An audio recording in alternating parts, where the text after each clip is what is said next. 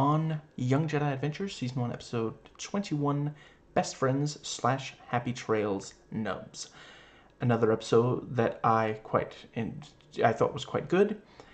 Spoilers for the entire show leading up to and including this episode. The episode is rated TV-Y, so will this video be. Before I get into it, I will just very briefly say I would have liked to do an Ash vs. Evil Dead, vlog this week. Ended up, a little bit too much physical pain. I am intending to do one next week, and I believe next week is also when we get a new Star Wars, I forget, Acolyte, I want to say it is, but yeah, hoping to be able to do that very soon after, each episode of that very soon after the episode first airs. But yeah, let's dive into this one. So yeah, I kind of adore how unabashedly after school special this show is. Yeah, let's start with the first episode. So yeah, it is very much this thing of, you have to work together, you have to listen to each other kind of thing. And I think they do as usual, they do a quite good job, selling the message, because yeah, by the end of the episode, it's clear Kai and Nubs were both right. They both had a good idea of where to go. Either path would have worked. It only goes wrong because them splitting up means that Kai is on his own against the Gangles, and a Jedi youngling is no match for two Gangles. That's, just there's no way. It takes the three of them to get the two Gangles to leave. So yeah, very nicely done. Yeah, I liked when the whole bit with the water they accidentally drop, because neither of them are willing to listen to the other one, even though clearly, no, yeah, I get, okay, so your path would work, but mine's faster, and like, they were just told it's not a race. The important thing is you work together. Don't worry about, don't worry too much about time. Yeah, try to get there before sundown, but and yeah, so they're both pulling at the map. It it ends up flying through the air, going into the water. And, they grab one of those logs, which I swear someone, went to that place thinking, you know what? I think at some point someone's going to need to be able to sail down this body of water. I'm gonna leave a log here, two little oar branches, But yeah, they get on the thing, they get the map back, and yes. Wait a second. We're on an unknown body of water that's just large enough that it makes sense. And this is an American production. There's going to be a waterfall, and they go off the thing. I did like the expectations aversion that it's talk about your water small. All right, did not see that one coming. That was yeah. And let's see, I think that might be about what I had for the first episode. So yeah, the first part of the episode. Moving on to the second half, and yeah, this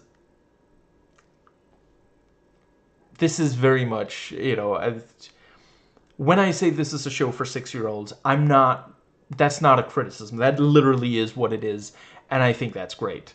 And yeah, this thing of oh, Nubs, I'm sorry, we were in so much of a hurry, we forgot to save you a seat.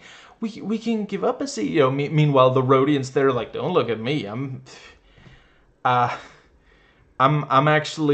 going somewhere. I have there's a bounty hunter that I'm supposed to, nothing.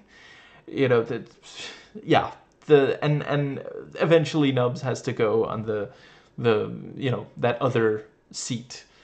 And adorable, the thing of like, the others are like, look at all this beautiful nature and sleeping comfortably depending on what point of the journey, and meanwhile Nubs is like, and struggling to sleep in this really uncomfortable position. And yeah, in come the pirates. I feel like we've seen these, at least the leader before. She seems familiar. I quite like her like lizard eyes kind of thing. They did quite a good job on that, and because the eyes are so big, it's not quite too creepy for the 6-year-olds watching. But yeah, the I feel like the tiny one. Maybe I said this in an earlier episode. If these were in an earlier episode, but in a video I did on an earlier episode, I feel like the tiny one with the voice and the kind of hyper energy, little bit. I feel like that's trying to tap into the same well of money that the what was his name again? Babu Frick, I think, from Rise of Skywalker. But yeah,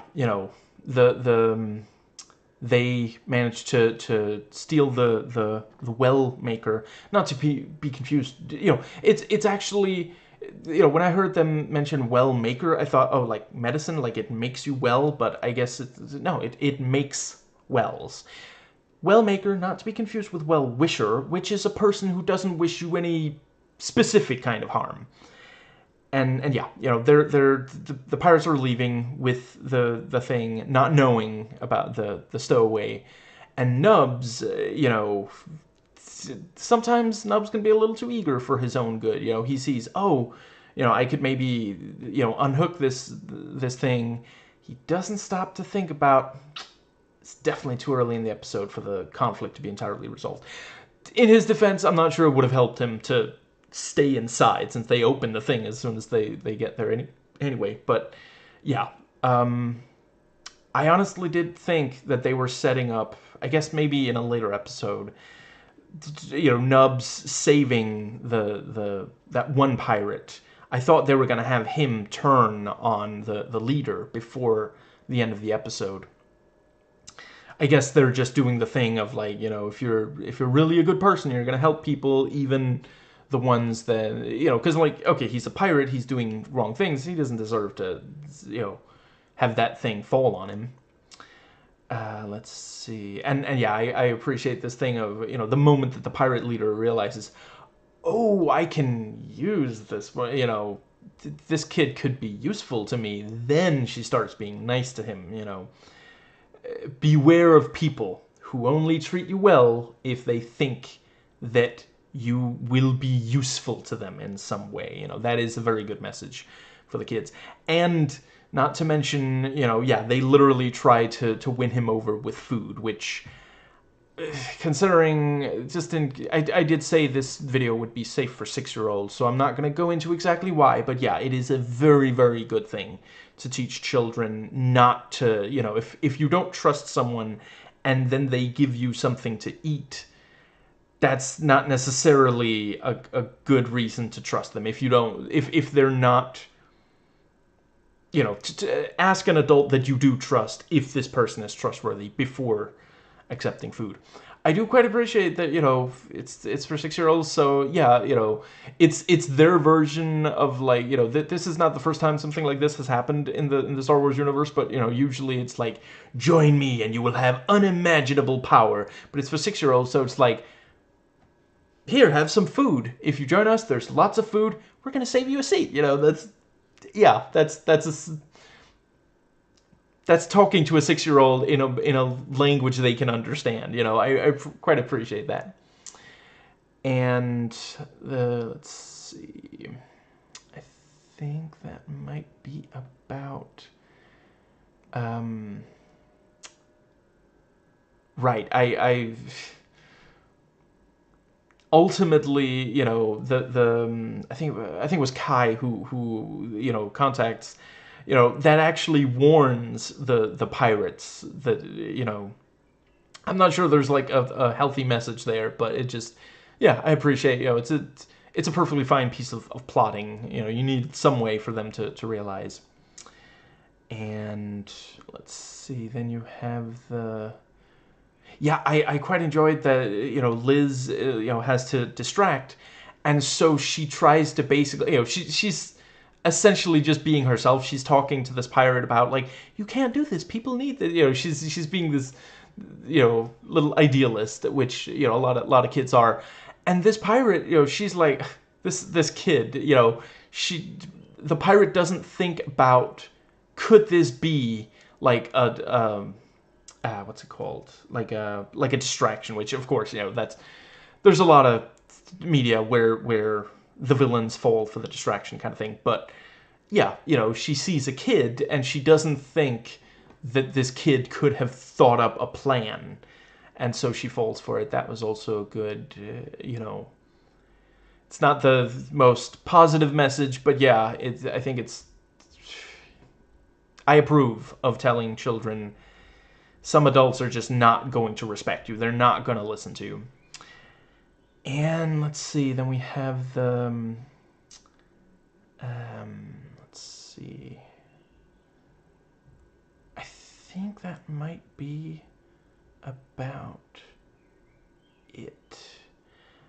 Right, yes. Also really appreciate this thing of, pirates, they don't care about the innocent people they hurt. They're just looking out for themselves, because, like, it is this thing of, no, like, they need fresh water.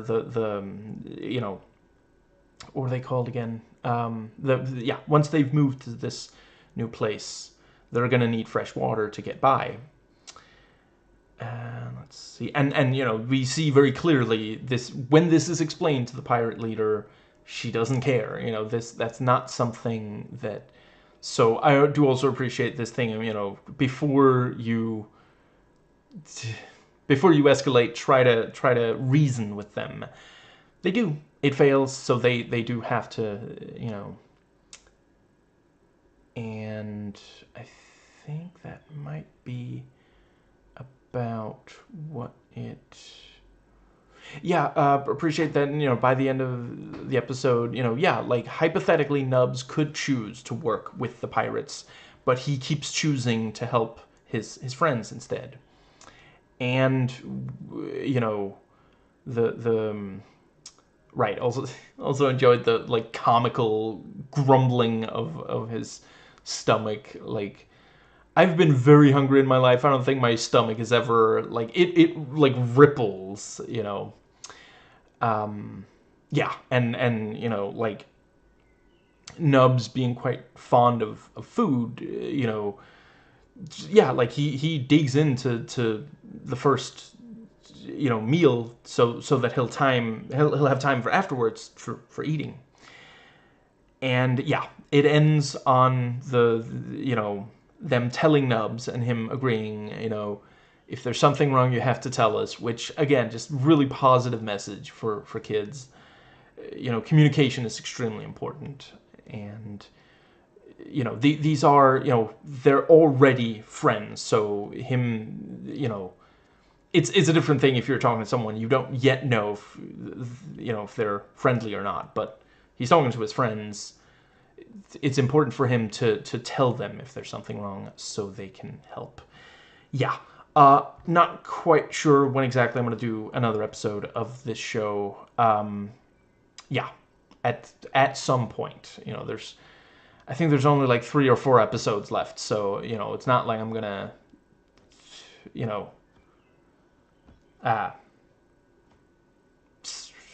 yeah. I intend to finish it at some point. But next week, I'm pretty sure it's going to be a different Star Wars thing. So, yeah. Very, very good job on this one.